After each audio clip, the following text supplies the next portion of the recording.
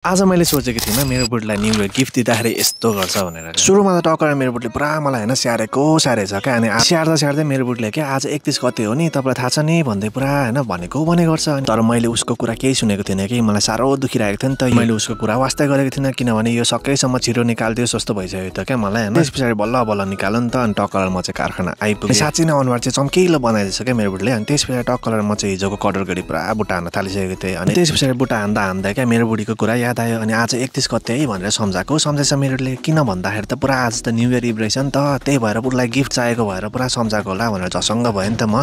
अनि त्यस पछाडि हतार कटरगडी बुट्टा हानेर टक्क ल्याएर फिटसिट गरेर यस्तो देखियो। त्यस पछाडि म लागेँ गोर्खावासतिर किनभने यहाँ लेडिज घडीहरू दामी नयाँ आएको थियो नि त। त्यसरी टक्क ल्याएर गएको थिएँ। अनि यो चाहिँ के हो भनेर सोधेको। यो चाहिँ हैन वाल क्लक हो क्या। यो चाहिँ टक्क ल्याएर भित्तामा टास्दाखेरि चाहिँ यस्तो देखिने रहेछ। अँध्यारोमा चाहिँ यसरी लाइट बल्ने रहेछ क्या। मेरो बुढीलाई किनिदिन आँटेको घडी चाहिँ यो वाला थियो क्या। अनि यो चुज गरेँ अनि टक्क ल्याएर किनेर पुरा प्याकस्याक गरेर खुर्र ल्याएर घरतिर। किनभने हैन मेरो बुढीको रियाक्सन हेर्नु चाहिँ ओभर एक्साइटेड भइसकेको थियो। अनि त्यसपछि घर पुगिसके पछाडि टक्क ल्याएर मेरो बुढीलाई पुरा दिएको। आम्मा मेरो बुढीको रियाक्सन त सानो प्राइसलेस थियो नि हो।